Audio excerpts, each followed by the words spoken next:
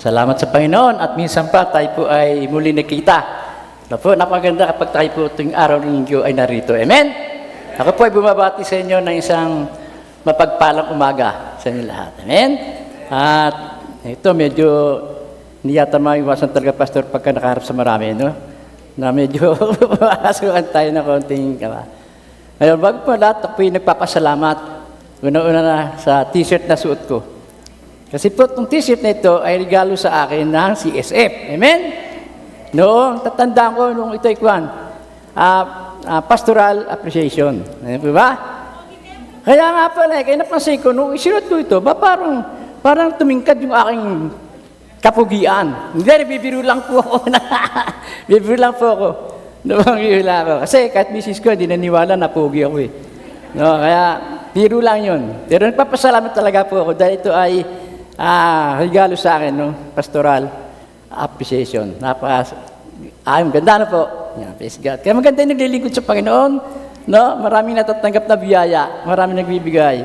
Sa totoo lang, ako po ay simula na magpastor, hindi na ako bumili ng aking pantalon, ng aking t-shirt.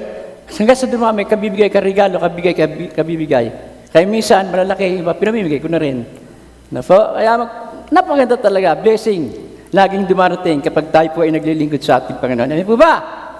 Yan, kaya wag po nating kakalimutan na uminom ng tubig. Para hindi po medyo nervousin. Di po? Bago po tayo magsimula, nais ko munang simulan ang gawang ito sa ilang katanungan. Ito po ang aking tanong. Sa palagay ninyo, bakit po may mga naging Kristiyano, naranasan nila ang kabutihan, kagandahan loob ng Diyos, subalit nagagawa po nilang lumayo sa ating Diyos? At meron din po mga Kristiyano, matatagal na sa kanilang buhay espiritual, subalit nananatipay hindi lumalago ang kanilang espiritual buhay. Hindi niyo ba napapansin yun na kumisan, may mga kapatiran tayo na biglang nawawala? May mga kapatiran tayo na on and off. Hindi po ba? Nakita niyo po ba yun? Makita niyo nandito sa sunod wala na. Sa palagay niyo, ano kaya ang pangunahing dahilan? Maaaring sabihin niyo, ay, hindi nagbabasa ng Bible, hindi nananalangin, hindi lagi man. Yun karagdagan na lang yun. Pero meron po tayong higit na dapat gawin. Na minsan nalilimutan po nating maging Kristiyano. Ngayon, ito po ang malagang aalamin natin kung ano yung keyword o yung pinagmumulan kung bakit may mga Kristiyanong nagagawa pang lumayo sa Diyos samantalang natanggap na nila ang kagandahan at kabutihan ng Diyos. Aalamin po natin yan sa umagang ito. At naniniwala po ako, may ilan dito sa atin at meron din ilan sa atin dito na nakagawa na nito. Subalit, mas maganda, lahat po tayo. Amen? Magawa po natin ang mahalagang bagay nito. Na po, yun, ang ating pag-aaralan sa umagang ito po ay tungkol sa isang salitang hindi popular. Ito po ang salitang inaayawan ng marami. Palagay nyo, alam nyo kaya yun? Yung salitang inaayawan ng marami, salitang hindi popular. Ito po yung salitang pagsuko. Ano ba sa tagal yung pagsuko? Surrender. Yan, pagsuko. Yan po. Ngayon, ang salitang pagsuko, ito po ay pagpapahiwatig na wala kang kakayang makipaglaban o kaya isa kang talunan. Halimbawa, sa larangan po ng digmaan, kapag ang isang bansa ay sumuko sa kailang nakalaban, ito po ay nagkakahuga o nagpapahiwatig na sila ay talunan. Nagpapahiwatig na wala silang kakayahan sa pakikipaglaban. Maging sa larangan po ng sport, ang mga manlalaro po ay tinuturoang huwag sumuko sa kanilang pakikipaglaban, tinuturoan silang huwag magpapatalo. Ganyan din po sa ating mga Kristiyano. Huwag din po tayo basta susuko kapag tayo po ay dumaranas sa mga mabigat na problema sa ating buhay. Kapag tayo po ay sumuko sa mga matitinding problema dumating sa ating buhay, tayo po ay magiging isang talunang Kristiyano. Amen? Kahit po sa ating pamumuhay Kristiyano, huwag din po tayong basta susuko sa ating buhay espiritual. Kasi kapag tayo po ay sumuko sa ating buhay espiritual, sigurado tayo po ay magiging isang talunan na Kristiyano. Ngayon ang tanong ko, sino sa inyo ay gusto maging talunang Kristiyano? Taas po ang kamay. Wala. Siyempre, lahat po tayo gusto natin maging, sabi nga, more than conqueror. Maging more than conqueror po tayo. Dahil tayo po ay sabi nga, at tagumpay na sa pangalan ng ating Panginoon Hesus. Dapat sa mga Kristiyano, wala na pong talunan. Amen? Bakit nga? Yun ang tanong. Bakit maraming mga Kristiyano ang nakikita natin na talunan sa kanilang pagiging Kristiyano? Kaya wag po tayong papayag. Amen? Wag po tayong papayag na tayo po ay maging isang talunang Kristiyano. Amen? Huwag po tayong papayag. Kasi kapag tayo po ay naging isang talunang Kristiyano, alam niyo ba sino natutuwa? Sino? At tayo ba ang natutuwa? Yung ating mga kapatid. Hindi natutuwa yan eh. Naawa pa tayo sa kanila, di ba? Pero ang tuwa kapag tayo po ay naging talunang isang Kristiyano, si Taning. Amen? Tatandaan po natin, walang inaabangan yan kung hindi tayo. Tayo mga manampalataya. Kasi hindi niya naabangan, hindi niya nababantayan, yung kanya na. Yung wala pa sa ating Panginoon. Kanya na yun eh. Tayo ang inaabatan niyan. Tayo ang gusto niyang kunin uli at ibalik sa Kanya para makasama doon sa impyerno. Papayag ba tayo na makasama tayo sa impyerno? Hindi, di po ba? Kaya alamin po natin kung anong dapat natin. Kasi meron pong isang uri ng pagsuko. Ito po, isang uri ng pagsuko ito po ang makapagbigay sa atin ng katagumpayan sa ating spiritual na buhay. Ito po ang pagsuko ng ating sarili sa ating Diyos. Yun po ang isang pinakamahalaga. Yun pong isuko ang ating sarili sa ating Diyos. Kaya ang pamagat po ng ating pag-aaralan sa umagang ito ay pagsuko ng ating sarili sa ating Diyos. Kung sa English, surrender our whole being to God. Yan, naunawaan na ni Samuel yun ngayon. Yan po. Yan po ang pamagat. Ngayon, ang ating pong teksto ay makita po natin sa Romans chapter 6, verse 12 hanggang 14. Sige po, bago po natin basahin ang ating pong teksto, samahan niyo muna ako sa isang maiksing panalangin. Tayo po yumuko at damahin po natin ang presensya ng Diyos sa ating pong kalagitnaan. O dakilang Diyos, amang banal, makapangyarihan sa lahat. Ako po ay lumalapit sa iyo ng magkabaang loob upang humingi ng patnubay sa aking pong ginagawang pagpapahayag ng inyong pong mensahe na nasa pong iparating sa aming pong kalagitnaan. Lord God, ikaw po ang aking pong inaasahan na makapagbigay sa akin ng katagumpayan. Dahil inaamin ko po, Lord God, wala pa akong magagawa kung ako ay hiwalay sa iyo.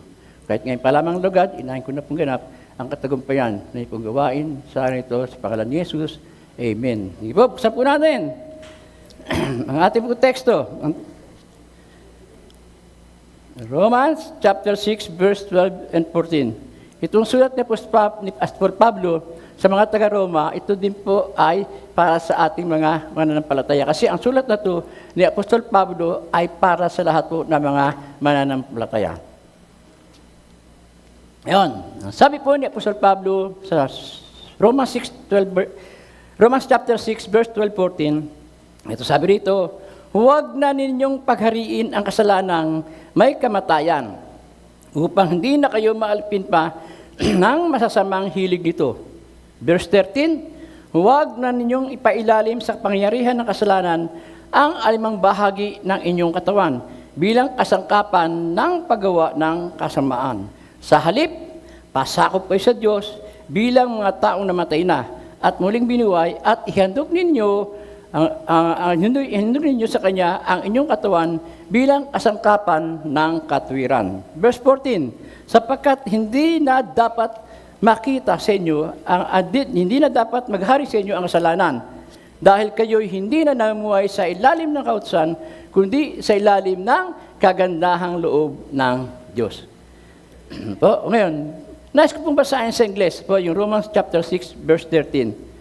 Dito po sa New Translation, sa Good New Translations, Romans 6:13. Ang sabi po rito sa English, nor must you surrender any part of yourself to sin, to be used for wicked purposes. Instead, give yourself to God as those who have been brought from death to life, and surrender your whole being to Him to be used for righteous purposes. Napakalinaw po na binanggit dito yung surrender our whole being to God. Amen? Ngayon, makita po natin dito, no, na tayo po ay inaanayahan ni Apostol Pablo na isuko po natin ang ating sarili sa ating Diyos. Malinaw po yan. Ano po? Ngayon, bakit? Bakit kailangan po nating isuko ang ating sarili sa ating Diyos? Sa anong dahilan? Mahalaga po na isinusuko po natin ang ating sarili sa ating Diyos dahil ito po ay bilang tugon sa Kanyang pag-ibig sa atin. Amen? Bilang tugon sa pag-ibig niya po sa atin. Dahil ang Diyos po ang unang umibig sa atin. Amen? Ang Diyos po ang unang umibig sa atin. 1 John chapter 4 verse 19. Tingnan po natin. 1 John chapter 4 verse 19. Tayo ay umiibig sapagkat ang Diyos ang unang umibig sa atin. Ngayon, sino po ang unang umibig sa atin? Ang ating bang asawa? Ang ating bang nobyo o nobya? Sila ba ang unang umibig sa atin? Hindi. Ang Diyos po ang unang umibig sa atin. Amen? Tandaan po natin yan. Ngayon, sa paanong paraan po inihayag ng Diyos yung Kanyang pag-ibig sa atin? Ngayon, sa 1 John chapter 4 verse 19, dito po natin makikita kung paano inihayag ng Diyos yung Kanyang pag-ibig sa atin. 1 John chapter 4 verse 9 and 10. Hindi po, sabi rito, inihayag ng Diyos sa Kanyang pag-ibig sa atin nang suguin niya ang Kanyang buktong na anak upang magkaroon tayo ng buhay sa pamamagitan niya. Verse 10, ito ang pag-ibig.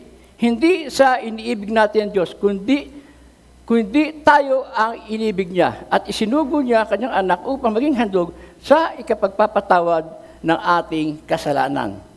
Yun, mahalagang malaman po natin na hindi po ang pag-ibig natin po ang naging dahilan kung bakit isinugo ng Diyos ang Kanyang buktong na anak upang mamatay para sa atin. At hindi rin po yung ating mga mabubuting gawa. Ano po, ang naging dahilan upang tayo po ay tubusin ng Diyos sa ating mga kasalanan. Tinubos tayo ng Diyos nang dahil sa pag-ibig niya sa atin. Amen?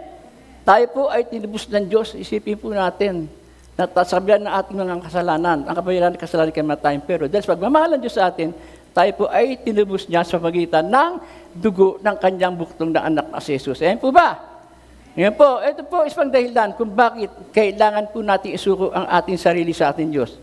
Dahil ang pagsuko ng ating sarili sa ating Diyos, ito po ay isang uri ng pagsamba sa Kanya. Po, tinan po natin sinasabi ni Apostol Pablo sa Romans chapter 12 verse 1. Romans chapter 12 verse 1. Ganito po pagkasabi, kaya nga, mga kapatid, alang-alang sa masaganang habag ng Diyos sa atin, ako'y namamanhik sa inyo, ialay ninyo ang inyong sarili bilang handog na buhay, banal at kalugod-lugod sa Kanya. Ito ang karapat-dapat na pagsamba ninyo sa Diyos. Yun, sa ating pong ginagawang pagsamba sa ating Diyos, kung nais po nating malugod ang Diyos, mabigyan natin siya ng kagalakan, kasi yan sa ating ginagawang pagsamba sa Kanya, gawin po nating isuko yung ating sarili sa Kanya. Amen po ba? Ngayon, kasi marami po ang sumasamba sa ating Diyos, subalit nananaig sa kanila ang kaisipang makabundo, na hindi naman kinalugdan ng Diyos yung kanilang ginagawang pagsamba. Ayan. Ngayon, may iba't ibang katawagan po. So, may iba't ibang katawagan sa pagsuko ng ating sarili sa Diyos. Tinatawag itong pagpapaging banal, pagkilala kay Jesus bilang Panginoon, pagpasan ng sariling krus, at pagpapasakop sa Espiritu Santo. Kahit ano po ang itawag dyan, no? Kahit po anong itawag sa pagsuko ng ating sarili sa Diyos, hindi po ito ang mahalaga. Ang mahalaga, yung pong ginagawa natin, isuko natin ang ating sarili sa ating Diyos. Amen? Yun po ang mahalaga. Na po, isuko natin. Kailangan isinusuko po natin ang ating sarili sa ating Diyos na 100%. Bakit 100% na pagsuko ang nais ng Diyos na isuko na ibigay natin sa Kanya? Kasi po, ang ating katawan ay hindi na sa atin. Naniniwala po kayo doon? Ang ating sarili, ang ating katawan ay hindi na po sa atin. Kaya kailangan 100% na isuko natin ating sarili sa ating Diyos. Amen po? Para saan? Para magamit niya ayon sa kanyang nais. No? Ngayon, tandaan po natin, ang Diyos po ang nagmamay-ari na ng ating sarili. No? Bakit po? Dahil tayo po ay tinubos na ng kanyang bukto na anak ng siyo sa ating mga kasalanan. Kaya hindi na po ito sa atin. Ito po ay sa ating Diyos na. No? Tandaan po natin yan. Dahil ang nais ng Diyos, magamit niya tayo ayon sa kanyang nais. Ngayon, ano po ba meron ang ating sarili o ang ating katawan? Meron po tayong mga paa. Amen? Ano po ang dapat natin gawin sa ating mga paa? Ang dapat po natin gawin sa ating mga paa, dalhin ang mabuting balita ng kaligtasan sa mga taong hindi pa kumikilala, sumasampalataya, tumatanggap sa ating Panginoon Kristo bilang Panginoon, tagapagligtas, at Diyos ng kanilang buhay.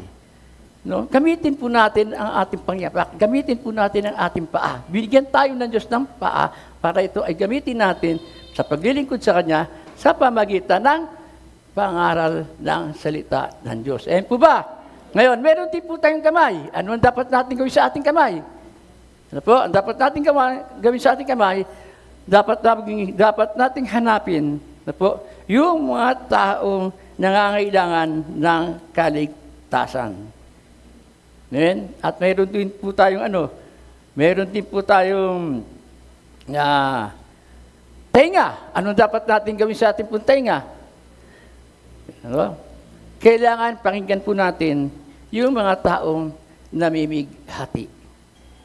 Na po? Yan po ang dapat natin gawin sa ating katawan. Sapagkat ito po ay hindi na sa atin. Nais ng Diyos, gamitin niya tayo ayon sa kanyang nais. At meron din pong talentong ibinigay sa atin ang Diyos. Amen? Meron po siyang talentong ibinigay sa atin. Na po upang gamitin sa paglilingkod sa Kanya, lalong-lalo na sa mga ministry sa loob ng iglesia ng CSF. Amen? Marami pong ministry na kapaloob sa iglesia nga ito. No? Maaaring naandyan po yan, sabi nga, yung women's ministry. Narinig ko kanina yun eh. Women's ministry. Paano na yung lalaki? Walang men's ministry? No? Mufti pa, babae, meron. Pwede naman tayong lalaki yan eh. Paunahan tayo ni pastor. Pwede naman, di ba? Men's ministry. Tama po yun. Ngayon, meron diyang music ministry. Kailangan ng mga kanta. Meron pa dyan dance ministry. Laging ina-announce. Yung may mga magandang umindak. No po? Yung mga pantay ang paa, hindi yung hilahod, no? Yan, magagamit po natin. Yung ating sarili, no po? Sa music ministry, mission ministry, ano pa? Marami. Maintenance ministry, no? Kapag merong re-repair dito sa church, kailangan meron po tayong ministry, no? Yung tinatawag na maintenance ministry. Kasi hindi man pwede na okay lang magbayad, pero maganda yung nagtutulong-tulungan. Amen? Libreng tulong. Ano pa meron? Ewan ko lang kung meron dito social concern ministry. Pwede tayo maglagay dyan, kung sino yung hawak ng pera para doon sa mga nangangailangan, doon. Merong madudukot ang church. Doon. Ang gumagawa po niyan ay yung social concern ministry. No? Yun. Tandaan po natin, kabilang po sa maintenance ministry, yung paglilinis ng looban. Amen? Kung minsan, nag-iisa lamang si Nanay Betty, dapat tulungan po natin. Nanay Betty, magkaroon po kayo ng, sabi nga, maintenance ministry sa paglilinis ng bakuran. Napakalaki nito. Amen? Hirap yata yun. Tulungan niyo naman si Nanay Betty. Gamitin niyo po yung inyong sarili, ang inyong katawan, sa paglilingkod sa Diyos sa pamagitan ng paglilinis ng looban. Po ba? Napakahalaga po niyan. Ewan ko lang. Ako, gusto ko maglagay dito ng cook ministry kasi naawa ko kay Brother Ruping. Nag-iisa nagluluto, dapat may katulong din siya. May katuwang din siya. Amen? At yung tinatawag na pinggan ministry. Kaya mahilig kayo dyan kumakain. Nakakaawa naman yung isa lamang nilinis sa plato. Dapat meron din kayong ministry na nagkakasama-sama sa paghuhugas ng pinggan. Ayan po ba? So, gamitin po natin yung mga talentong sa atin ng Diyos. Amen? Gamitin po natin yan. Yan po ay para sa kapurihan ng Diyos. Hindi po sa kapurihan ng iglesia, hindi sa kapurihan ng bawat sa atin, kundi yan po ay para sa kapurihan ng ating Diyos na buhay. Amen? Yan po yan. Yan. Tanda po natin, kabilang din po sa pagsuko ng ating sarili sa Diyos, ang pagbibitaw ng ating sarili bilang hari ng ating buhay. Kasi kuminsan, para ba tayong laging hari-hari eh? No? Meron nga sa chat eh, kung makapag-utos, akala mo, terrible eh. Kaya maraming hari sa church kasi kung makapag-utos. So po, kailangan bitawan po natin yung ating sarili bilang hari ng ating buhay. Ngayon, kabilang din po sa pagsuko nating sarili sa ating Diyos ang magpasakop sa Kanyang kalooban. Tandaan po natin yan. At kabilang din po sa ating pagsuko nating sarili sa ating Diyos ang paglalaan ng ating oras. Oras sa pagsamba, kailangan talagang, kung na tayo dyan, update ay, kailangan, kung na tayo sa oras dyan, amen? Pag alam natin alas 9, 9 o'clock, di ba? O, okay lang, medyo late ng 5 minutes, pero huwag naman yung dadating ka dito, tapos na ang music, tapos na yung ganito, no? Buti, wala rito, dumarating, tapos na, amen na lang, daratan, amen na lang. Na po, mahirap naman yun, di ba? Kabilang po yan, yung ating pagsamba, kabilang po yan. Yung ating pagpupuri sa ating Diyos, kailangan alive na alive tayo. Amen? Yung kung magpupuri tayo sa ating Panginoon. Dapat pinaglalaanan po natin ng oras yan na tayo po ay nagpupuri sa ating Diyos na masaya. Amen? Kasama po yan. Ngayon, yung maging po sa pagbabasa ng salita ng Diyos, napakahalaga po yan. Maglaan po tayo ng oras sa pagbabasa ng salita ng Diyos. Amen? Sapagkat dito natin nakikita yung ating tunay na buhay, kung sino tayo. Amen? Kaya napakahalaga po niyan. At yung pananalangin at ang paghayo. Yan po, kabilang po yan sa pagpapasakop ng ating sarili sa ating Diyos. Yun. Sa pagsuko po ng ating sarili sa ating Diyos, hindi po basta papayag si Satanas na gawin po natin yan. Gagawa at gagawa siya ng hadlang upang hindi po natin magawang isuko yung ating sarili sa ating Diyos. Hindi po siya papayag, hindi basta-basta papasag yan. Kasi alam niya, kapag isinuko natin ang ating sarili sa ating Diyos, ang Diyos na ang naghahari sa ating buhay. Amen? Siya na ang may hawak sa ating buhay. So, may magagawa pa ba siya? No way. Di ba? Oh, wala.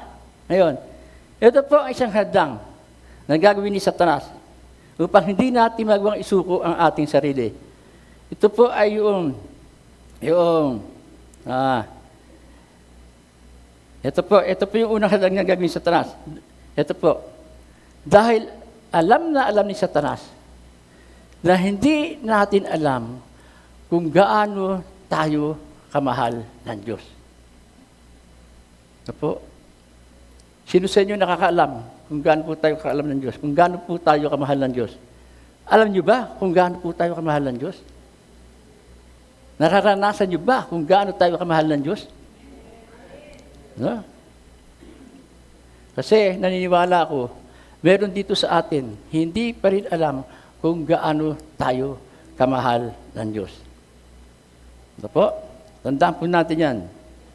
Kung alam natin, ito po, na tayo po ay, alam natin na tayo po ay mahal ng Diyos, hindi po tayo matatakot na isuko ang ating sarili sa ating Diyos.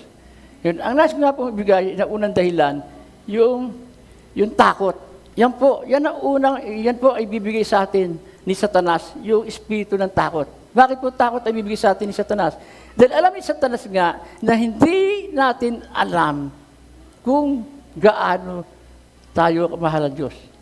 Alam ni Satanas yan, na hindi natin alam kung gaano tayo kamahal ng Diyos. Dapat alam natin kung gaano tayo kamahal ng Diyos upang magawa nating isuko ang ating sarili sa Kanya nang walang takot. Amen? Na hindi po tayo natatakot. Yan. Paano natin malalaman na tayo po ay mahal na mahal ng Diyos? Paano po natin malalaman? Yun. Tingnan po natin ang sinasabi ng banal na kasulatan sa Awit chapter 145, verse 8 and 9. Yan. Dito malalaman po natin na tayo po ay mahal na mahal ng Diyos dahil mismo ang salita ng Diyos ang nagsasabing ang Diyos ay mapagmahal. Ngayon, Awit 145, verse 8 and 9. Ang sabi po rito, si Yahweh ay mapagmahal at puno ng habag, hindi madaling magalit, ang pag-ibig niya ay wagas, siya ay mabuti, at kahit kanino may hindi nagtatangi. Sa kanyang nilikha, pagdingap niya ay namamalagi. Amen? Nakita po natin kung gaano po tayo kamahal ng Diyos. Ngayon, ang ibig po rito sabihin na walang hanggang pag-ibig ng Diyos, ito po ay nangangahulugan na walang katapusang pag-ibig ng Diyos. Kaya ang pag-ibig ng Diyos sa atin, walang hanggan, walang katapusan. Amen? Tanda po natin yan. Ang pag-ibig po ng Diyos sa atin ay walang hanggan, walang katapusan. At yan po ay mananatili magpakailanman. Tanda po natin yan. Ano po? Ngayon. Pangalawa, malalaman po natin mahal na mahal tayo ng Diyos dahil sa tayo po ay palagi niyan tinitingnan. Ang paningin ng Diyos ay laging nakatutok sa atin. Laging nakatingin yung kanyang mata sa atin. Kaya nga sabi ko sa inyo, kaya po, masabi ko sa inyo na talagang wala tayong mailihim sa Diyos. Sapagkat hantad sa kanyang paningin kung ano tayo sa kanyang harapan. Awit 139, verse 1 to 6. Ito po, ang talambuhay ng ating buhay. 139, verse 1 and 6. Ang sabi po rito, ako'y iyong sinisiyasat, batid mo ang aking buhay. Ang lahat kong lihim, Yahweh, ay tiyak mong nalalaman. Ang lahat ng gawain ko sa iyo ay dilingid. Kahit ikaw ay malayo, batid mo ang aking isip. Ako'y iyong nakikita, gumagawa man o hindi. Ang lahat ng gawain ko'y pawang iyong nalalaman. Di pa ako umiimik yung aking sasabihin, alam mo ng lahat iyon, lahat ay di maililihim.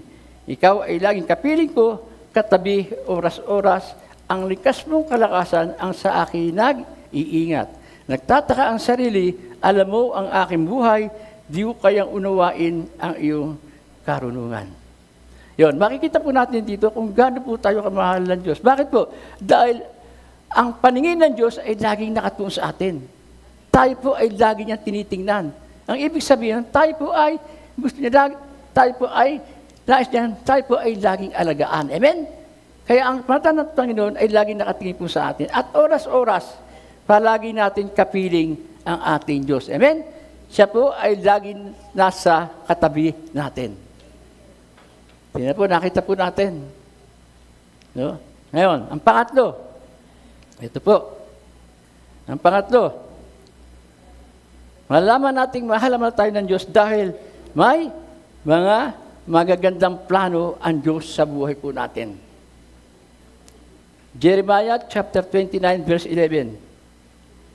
Ang sabi po rito, sapagkat badid kong lubos ang plano ko para sa inyo. Mga planong hindi nyo ikasama, kundi ito'y planong para sa inyong ikabubuti. Ito'y plano na magdudulot sa inyo ng punong-puno ng pag-asa. Napakaganda po ng plano ng Diyos sa buhay po natin. Amen? Ang plano ng Diyos sa buhay po natin ay, magdudulot sa atin ng punong-puno ng pag-asa. Kaya wag po tayong mawalan ng pag-asa. Amen? Meron tayong inaasa at ang angkla ng ating pag-asa ay walang iba kundi ang ating Diyos na buhay. Amen? Wag po tayong mawalan ng pag-asa. No? Darating din po ang panahon doon sa mga nais gumanda ang buhay, umayos ang buhay, maging makulay ang buhay, darating po rin yan. Amen? Huwag lang po tayong mainip. Meron tayong Diyos ng pag-asa.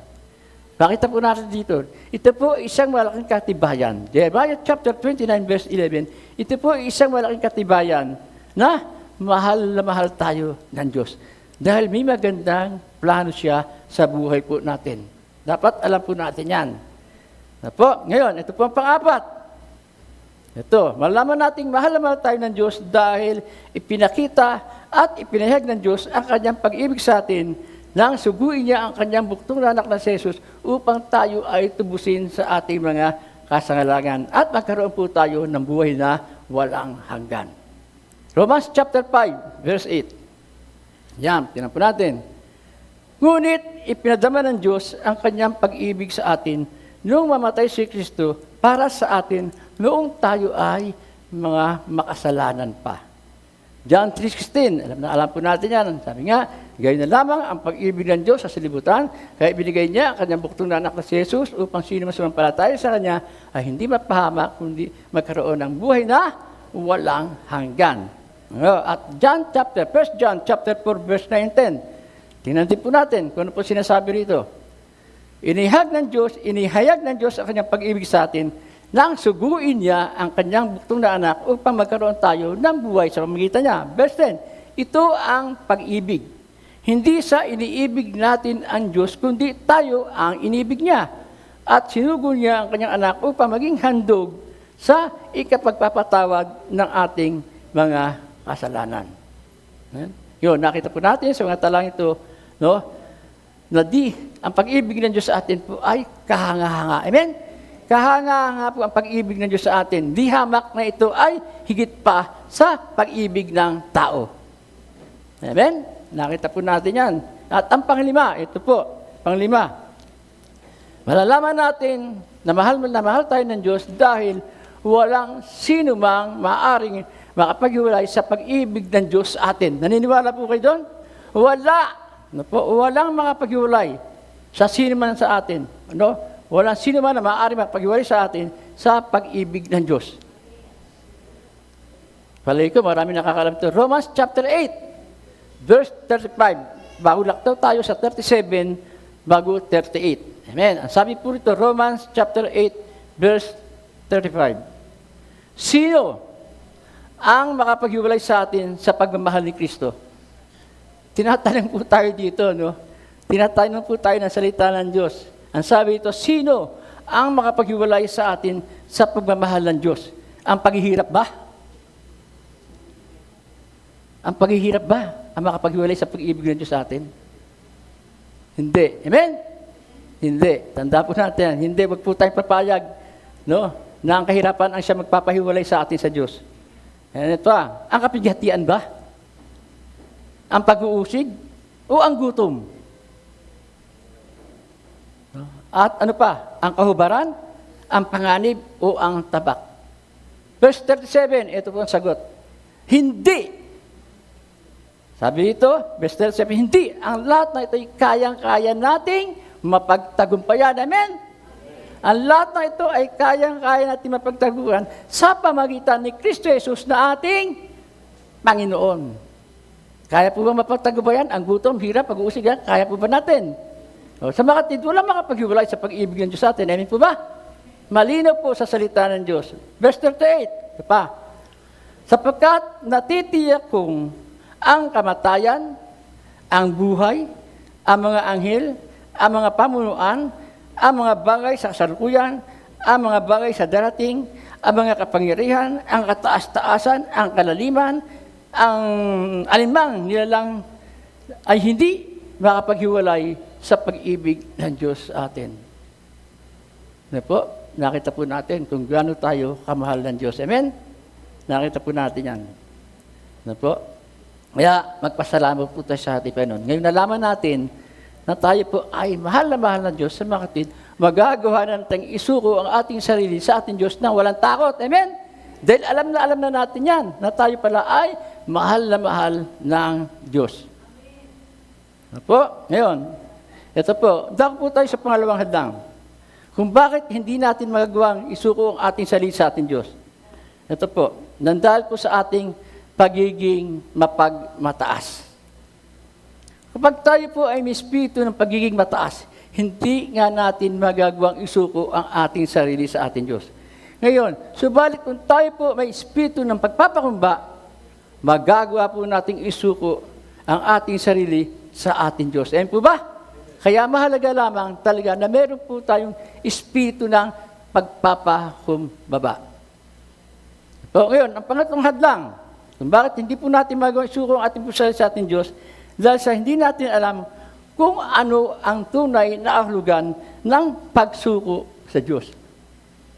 No po? Hindi natin alam kung ano ang tunay na kahulugan ng pagsuko sa ating Diyos. Mahalagang malaman po natin na ang tunay na pagsuko sa ating Diyos, ito po ay nangangahulugan ng pagsasaayos ng ating sarili sa ilalim ng pamamahala sa makadiyos na pananaw. Yan po ang ibig sabihin.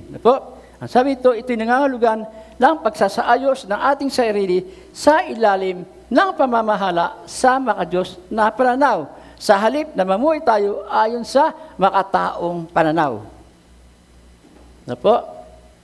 Yan po ang tunay na kahulugan ng pagpapasakop sa ating Diyos. Ngayon nalaman po natin ang tunay na kahulugan ng pagsuko pagsuko sa Diyos, dapat magagawa na po nating isuko ang ating sarili sa ating Diyos. Ito po, mahalagang malaman po natin na ang pagsuko ng ating sarili sa ating Diyos, ito po isang bagay na mahirap gawin. Bakit po mahirap gawin? Bakit po? Dahil ito po isang pakikibaka sa ating pagiging makasarili. Amen? Kasi meron tayong ugali na mapagsarili. Yan po ang magiging hadlang dyan. Kung bakit hindi natin magagawa maisuko ang ating sarili sa ating Diyos. Dahil sa ating pagiging makasarili. Subalit kapag nagawa po nating isuko ang ating sarili sa ating Diyos, marami po tayong maranasang biyaya mula sa ating Diyos. Marami pong biyaya. Marami tayong biyaya matatanggap kapag isinuko po natin yung ating sarili sa ating Diyos. Ngayon, ang unang biyaya, ito po. Ito po ang unang biyaya na matanggap natin sa ating Diyos kapag isinuko po natin ang ating sarili sa Kanya. Ito po ang una. Tayo po ay magiging malaya sa pagkaalipin ng kasalanan. Magiging malaya sa mga kasalanang umaalipin sa atin. Yan po ang magiging bunga niya. Yan po ang ganitpalang ating matatamo. Kapag pagkagisuko natin ang ating sarili sa ating Diyos, magiging malaya tayo sa mga kasalanang umaalipin sa atin. Romans chapter 6 verse 12. Romans chapter 6 verse 1 and 2. Ang sabi po rito, ano ngayon ang sasabihin natin? Ito, tinatanong naman po tayo ng salita ng Diyos. Ano ngayon ang sasabihin natin? Patuloy ba tayong magkakasala upang sumagana sa atin ang kagandahang loob ng Diyos? Ano po ang sagot sa verse 2? Hindi. Ito, hindi. Tayo ay patay na sa kasalanan, kaya hindi na tayo dapat mamuhay sa pagkakasala. Romans chapter 6, verse 16 and 19. Ano sabi ito? Alam ninyo na kapag kayo'y napailalim sa kalinuman, bilang alipin nga kayo ng inyong Panginoon. Mga alipin ng kasalanan, at ang bunga nito ay kamatayan. Kapag tayo po ay alipin ng kasalanan, ang bunga nito ay kamatayan. Ngayon, at sasabi nito, bunga nito ay kamatayan o alipin ng Diyos. At ang bunga nito ay pagpapawalang sala. Ngayon, kapag tayo po ay naging alipin ng Diyos, ang bunga nito ay pagpapawalang sala. Ang bunga po nito. Verse 17, ngunit salamat sa Diyos sapagkat kayong mga dating alipin ng kasalanan ay naging masunurin sa mga aral na tinanggap ninyo. Tapos, verse 19, ito, nagsasalita ako sa kanilang paraan upang madali ninyong maunawaan kung paanong ipinailalim ninyo ang inyong sarili sa karumihan at sa kasalanang palala na palala, ngayon na may ihandog ninyo ang inyong sarili sa katuwiran sa pagpapaging banal. Ngayon, malinaw po, sa akin po binasa, magiging isang malaya lamang ang isang tao sa pagkaalipin ng kasalanan kung isusuko niya ang kanyang sarili sa ating Diyos. Kaya sa ating pong buhay, bilang isang Kristiyano, Kung nais po nating maging malaya sa mga kasalanan ang umialipin sa atin, gawin po nating isuko ang ating sarili sa ating Diyos. Ayan po ba? Ngayon, ang ibig po sabihin, kapag tayo po ay naging malaya na sa mga kasalanan ang umialipin sa atin, tayo po ay magiging alipin na ng Diyos. Gusto niyo po ba maging alipin ng Diyos? Amen. Di ba? Kasi tinawag naman tayo, mga alagad ng Diyos, di ba? We are, sabi nga, ano sa English doon? Alipin? Servant. Oh, thank you. Pasensya na po. Yan. Ngayon po, ang ibig sabihin po, dito, na maging alipin ng Diyos, ang ibig sabihin nito, kapag tayo po ay alipin ng Diyos, tayo po ay nasa ilalim na ng kapangyarihan ng Diyos. Amen? Nasa ilalim na po tayo ng kapangyarihan ng Diyos. Kapag tayo po ay nasa ilalim na ng kapangyarihan ng Diyos, magiging maayos ang ating buhay espiritual. Kaya hindi po maaaring mag-isabay. Tandaan po natin yan. Hindi po maaaring mag-isabay na alipin tayo ng Diyos at alipin tayo ng kasalanan. Dapat isa lamang. Ngayon, ano ang inyong pipiliin? Maging alipin ng Diyos na mapagmahal at mahabagin o maging alipin ng kasalanan? Yan ang inyong pipiliin. Siyempre, mas mabuti nang piliin natin na maging alipin ng Diyos. Amen? Kapag tayo po ay naging alipin ng Diyos, ito po ay may pakinabang. Ano po pakinabang ito?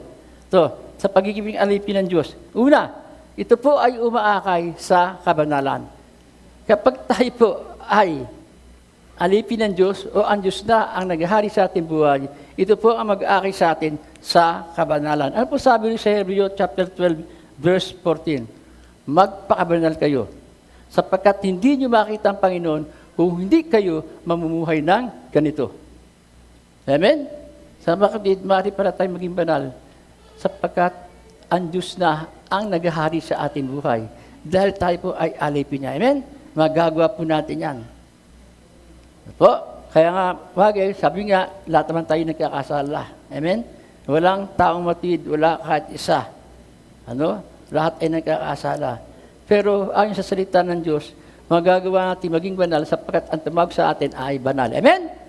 Tandaan po natin yan. Kaya meron po pakinabang. Kapag ang pinili po natin, maging alipin ng ating Diyos. Amen? At ang isa pang pakinabang, ito po. Ang pangalawang pakinabang, ito po makibuhay natin. Ito po ay humahantong sa buhay na walang hanggan. Kapag ang Diyos po ang naghahari sa atin, ang hantungan nito ay buhay na walang hanggan. Romans chapter 6, verse 22. Ngunit ngayon, pinalaya na kayo mula sa kasalanan at naging alipin na ng Diyos. Ang natamo ninyo'y isang buhay na banal at ang binubungan nito'y buhay na walang hanggan. Po, nakita po natin dito, Kapag tayo po ay alipin na ng Diyos, ang matatamo natin ay isang buhay na banal at ang patutungan nito ay buhay na walang hanggan. Ngayon, kung ating pipiliin po ay maging alipin ng kasalanan, wala tayong matatamong pakinabang sapagkat ang kahinatnan nito ay walang hanggang kamatayan. Pipiliin po ba natin yun? Kaya masarap po na maging alipin ng Diyos. Amen? Kaysa maging alipin ng kasalanan. Ngayon, sabi po sa Romans chapter 6, verse 23. Romans chapter 6, verse 23. Sapagkat, sapagkat ang kabayaran ng kasalanan ay kamatayan, ngunit ang kaloob ng Diyos ay buhay na walang hanggan sa pamagitan ni Kristo Jesus na ating Panginoon. Ayan po ba? Kaya, napaganda po kung ang pipiliin po natin ay maging alipin ng ating Panginoon. Ngayon, ito po ang pangalawang biyaya. Diretso, may oras pa, kunti pa na. Ito po ang pangalawang biyaya ng ating matatanggap. Kapag isinuko po natin ang ating sarili sa ating Diyos, tayo po ay bibigyan ng Diyos ng kalakasan. Gusto niyo ba magkaroon ng kalakasan? Kapag tayo po ay may kalakasan nanggagaling sa ating Diyos, anumang problema, anumang, sabi nga, pagsubok ang dumating sa ating buhay, kaya-kaya po nating mapagtagumpayan. Amen? Yan po tatandaan natin. Na po? Kahit ano pang masasalimot na problema yan, kaya-kaya po nating mapagtagumpayan dahil sa lakas na ibibigay sa atin ng Diyos kapag isinuko natin ang ating sarili sa Kanya. 1 Corinthians chapter 10, verse 13. 1 Corinthians chapter 10, verse 13 o 2 Corinthians 10:13. Sige po. Basta 10:13, 1 Corinthians o 2 Corinthians. Ang sabi po dyan, wala pang pagsubok na dumating sa inyo na hindi dinanas ng lahat ng tao. Tapat ang Diyos. Ito po, tingnan po natin dito. Tapat ang Diyos. Hindi niya pahintulutan na tayo subukin na higit sa ating makakaya. Ibig sabihin, lahat ng mga pagsubok na dumating sa atin, hindi hayaan ng Diyos na hindi natin makaya yan. Amen? Hindi niya tayo bibigyan, hindi natin makakaya yan. Yan po. Sabi rito, tapat ang Diyos, hindi niya pahintulutan na tayo subukin na hindi natin kaya. Sa halip, pagdating ng pagsubok, bibigyan niya tayong ng lakas upang matagumpayan natin yan. Amen? Sino ang bibigay sa atin ng lakas upang mapatagumpayan natin ang mga pagsubok na dumarating sa ating buhay? Ang Diyos. Amen? Nakita po natin yan. Kalakasan. Ngayon, walang sinuman tao na hindi dumanas ng pagsubok. Amen? Walang sinuman. Lahat ng tao po ay dumaranas ng pagsubok. Kaya lahat po tayo, no? Ihanda po natin ang ating sarili. Kahit tayo, daranas din po tayo ng mga pagsubok. Amen? Dadaan po lahat tayo yan. Ngayon, kung tayo po ay nababagabag sa isang pagsubok, huwag nating isipin na tayo lamang ang dumadanas ng ganito. Dahil lahat po ng tao ay dumadanas ng mga pagsubok. May dalawang uri po ng pagsubok na maaari nating maranasan. Ito po ang dalawang uri ng pagsubok na maaari nating maranasan. Una, pag-uusig. Ano po? Pang-aabuso. Paghihirap at yung pagkakasakit. Ano po? Ito po ang nanggagaling sa labas. Ito ang unang pagsubok na ating maranasan. Ito po ay nanggagaling sa labas. Pag-uusig, pang-aabuso, paghihirap at pagkakasakit. At ang pangalawang uri ng pagsubok na maaari natin maranasan ay yung nanggagaling sa loob. Ito po yung masasamang pag-iisip at yung kakulangan sa pananampalataya. Ngayon, kung anumang uri po ng pagsubok ang dumating sa ating buhay, hindi pa hinutulutan ng Diyos na masubukan tayo ng higit sa ating kaya. Amen? Bakit po? Dahil siya po ang magbibigay sa atin ng lakas. Amen? Kaya huwag po natin sasabing hindi natin kayang labanan ang pagsubok at hindi natin kaya maging matatag. Matatag kung sasabihin po natin ito, sasabihin natin sa ating sarili, hindi ko kayang labanan, hindi ko kaya maging matatag sa mga pagsubok na dumating sa ating buhay. Huwag masasabi nating sinungaling ang Diyos. Amen? Kapag sinabi natin na hindi natin kayang labanan, hindi tayo maging matatag sa mga pagsubok na dumating sa ating buhay. Yung kapag sinabi natin yan, tinatawag nating sinungaling ang Diyos. Bakit? Ang sabi po, ang pangako ng Diyos sa atin, ito po, nabibigyan niya tayo ng lakas upang mapagtagumpayan natin ang mga pagsubok na dumarating sa ating buhay. Amen? Ngayon, kaya po ba natin mapagtagumpayan? Amen? Kayang-kaya po yan. Kaya mahalaga malaman po natin na ang pagsuko natin sa alin sa ating Diyos, hindi po ito sa ikahihina natin. Amen? Hindi ito sa kahihina natin, kundi ito ang magbibigay sa atin ng lakas upang mapagtagumpayan natin ang mga masasalimuot na problema sa ating buhay. Tandaan po natin yan. Ayan po ba? Ngayon, ito po ang pangatlo. Ang pangatlong biyayang matanggap po natin kapag isinuko po natin sa ating Diyos, magkakaroon po tayo ng buhay na hindi makasarili at hindi makasanlibutan. Yan po. Ngayon, tingnan po natin ang sinasabi sa Romans chapter 12, verse 1 and 2. Balik ulit tayo. Kaya nga mga kapatid, alang-alang sa masaganang habag ng Diyos, ako'y namamanik sa inyo, ialay ninyo ang inyong sarili bilang handog na buhay, banal at kalugulod sa Kanya. Ito ang karapat-dapat na pagsamba ninyo sa Kanya. Verse 2, huwag kayong umayon sa takbo ng salibutang ito. Magbago na kayo at mag-iba na kayo at magbago ng isip upang mapatidin nyo kung ano ang mabuti, nakakalugod sa Kanya at talagang ganap. Ngayon, Basahin din po natin ang 1 John chapter 2, verse 15 and 16. John chapter 2, verse 15 and 16. Huwag ninyong ibigin ang salibutan o ang mga bagay na sa sanlibutan. Ang umiibig sa sanlibutan ay hindi umiibig sa Ama.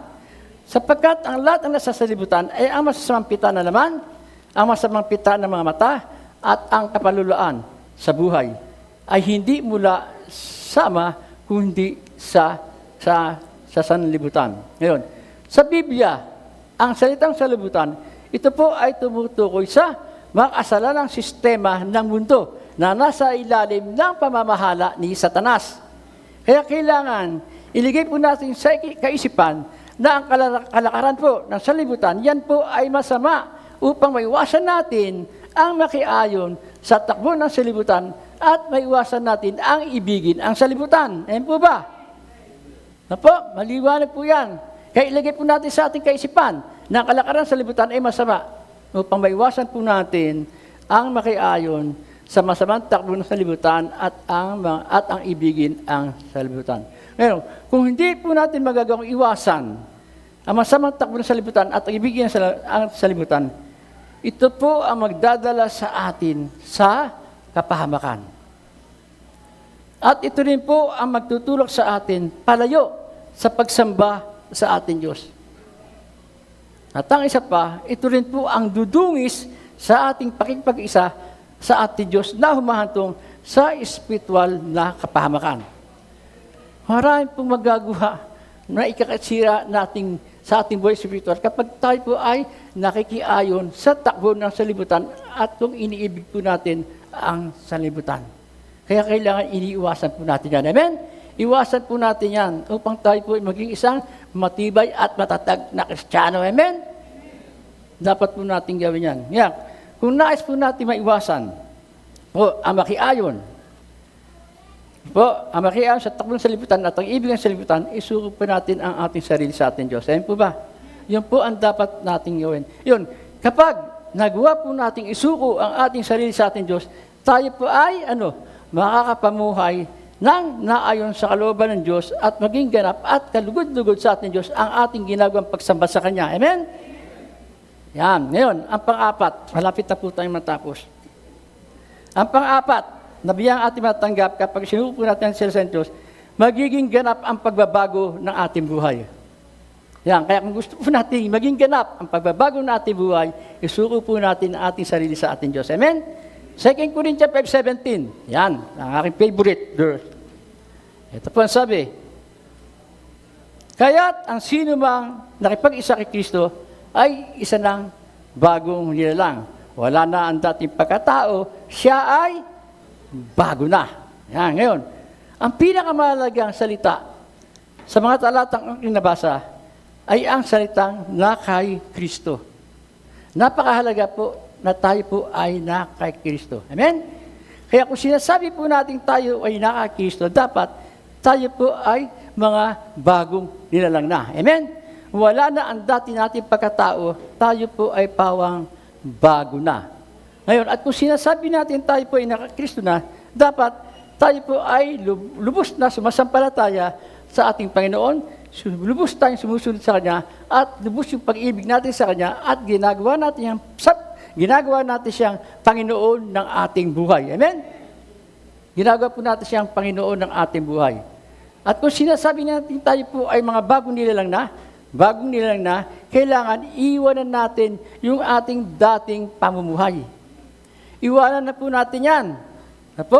Yung dati nating pamumuhay at hubarin na natin yung dati nating pagkatao. Dapat hinuhubad po natin yan. Ano po ba ang dati nating pagkatao? Ang dati nating pagkatao ay likas na makasalanan. Totoo po ba yun? Yun, dapat yun po ay mawala, maalis sa ating buhay. Ano po sabi sa Ephesians chapter 4, verse 22 hanggang 24? Iwanan na ninyo ang dating pamumuhay. Hubarin na ninyo ang dating pagkatao na napapahamak dahil sa masasamang pita. Verse 23, magbago na kayo ng diwa at pag-iisip, at ang dapat makita sa inyo ay ang bagong pagkatao na nilikang kalarawan ng Diyos. Na nilikang kalarawan ng Diyos, kalarawan ng kanyang katwiran at kabanalan. Amen? Yun po ang dapat nakita po sa atin. Ano po? Tayo po nilikha ng Diyos. Nilikha ng Diyos na kalarawan niya. Di ba man? Amen po ba? Yun. Kalarawan ng kanyang katwiran at kabanalan. Ngayon, tingnan po natin ang ating mga sarili. Tingnan po natin ang ating mga sarili. Tayo ba ay mga bagong nilalang na? Ang ating bang buhay at kilos tulad ng isang bagong nilalang? Ngayon, kung hindi pa, ito po ang dapat natin gawin. Ano po dapat natin gawin? Isuko ang ating sarili sa ating Diyos. At ang panghuli, ito po. Ito po ang panlima. Ang panglimang biyayang matatanggap po natin kapag isinuko po natin ang ating sarili sa ating Diyos, tayo po ay magkakaroon ng intimate relationship sa ating Diyos. Amen? Gusto niyo ba magkaroon ng intimate relationship sa ating Diyos? Ngayon po, aboy, ang ibig sabihin ng intimate relationship sa Tagalog, matalik na relasyon. Na po, ibig po sabihin yan. Ang ibig sabihin ng intimate relationship, matalik na relasyon. Ang ibig sabihin po ng matalik na relasyon, ang ulit po ng matalik na relasyon ay kapalagayang loob. Yan po. Ngayon, kapag tayo po ay may intimate relationship sa ating Panginoon, siya na ang kikilos at gagawa sa ating buhay para sa ating ikabubuti. Amen? Tandaan po natin yan. Kapag tayo po ay may intimate relationship sa ating Panginoon, siya na ang kikilos at gagawa sa ating buhay para sa ating ikabubuti. Ngayon, sa mga ganitong pakaparaanan ng Diyos, dito natin maranasan ang kanyang kabutihan, ang kanyang kagandahan loob, ang kanyang katapatan, ang kanyang pag-ibig na hindi nagmamali magpakailanman. Mararanasan po natin lahat yan. Amen. At higit sa lahat, kapag tayo po may intimate relationship sa ating Panginoon, hindi na natin magagawang layuan pa ang Diyos. Amen? Hindi na po natin magagawang layuan pa ang Diyos. Ngayon, ito po, kaya ito po ang pinakasusi. Doon ko sa tanong kanina, ano po ang dahilan? Ito po ang dahilan. Ano po? Kung bakit may mga Kristiyanong nagiging talunan. Kristiyanong hindi tumatagal. Kristiyanong nalasap na ang kabutihan, kagandaang loob ng subalit, nagagawa pa ng talikuran ang Diyos. Bakit may mga Kristiyanong hindi lumalago? Nananatili pa rin bonsai ang kailang pagiging Kristiyano. Di po ba? Mayroong Kristiyano, gatas pa rin ng pinapakain. Dapat hindi na. Amen? Dapat hindi na. Bakit? Ano pong dahilan? Dahil hindi nagagawa pang isuko ang kailang sarili sa ating Diyos. Amen po ba? Ngayon, sa akin po pagtatapos, ako po ay nananawagan para sa lahat po ng mga hindi pa nagagawang isuko ang inyong sarili sa ating Diyos. Ako po'y naniniwala na ito na ang oras o panahon upang isuko ninyo ang inyong sarili sa ating Diyos. Ngayon, para po sa mga nagnanais isuko ang inyong sarili sa ating Diyos, tayo po ay mananalangin. Ang panalangin ito ay panalangin ng pagsuko ng ating sarili sa ating Diyos. Ngayon, tayo po lahat ay tumayo. Sige po, para po sa lahat na may gustong isuko ang inyong sarili sa ating Diyos, sabihin nyo ang panalangin ito bilang sarili nyong panalangin. Sige po, ipikit po natin ang ating mga mata. Tayo po ay manalangin. Sabihin nyo sa inyong panalangin na ito po ay nanggagaling sa kaibuturan ng ating puso. Ngayon, ito po ang panalangin na dapat nyo sabihin. Kailangan nanggagaling sa kaibuturan ng ating puso. Amen? Ito po, sabihin nyo, aking amang Diyos na nasa langit, ako po ay lumalapit sa iyo upang isuko ang aking buhay. Iniaalay ko sa iyo ang lahat ng nasa akin, ang aking pagkilos, ang aking kaisipan, ang aking pagnanasa, ang aking pag-uugali. Nais kong malwalhati ka sa buhay ko. Kaya naman, isinusuko ko sa iyo ang aking sarili. Gamitin mo ako para sa iyong kalwalhatian. Palakpa po natin ang ating Diyos sa buhay. Amen? Yan. Kaya naman, ito po, bilang pag-aalala. Ang pagsuko na ating sarili sa ating Diyos, hindi ito minsanan lamang. Amen? Hindi ito minsanan lamang. Dapat lagi po natin ginagawa ito araw-araw. Kapag hindi po natin ginawa ito araw-araw, yung ating isuko ang ating sarili sa ating Diyos, tandaan po natin, malayang makakagawa sa atin si Satanas. Amen? Na madalas tayong makagawa ng labag sa kalooban ng Diyos. Ngayon, sumayin po ang pagpapala ng Diyos, ngayon at magpakailanman. Amen.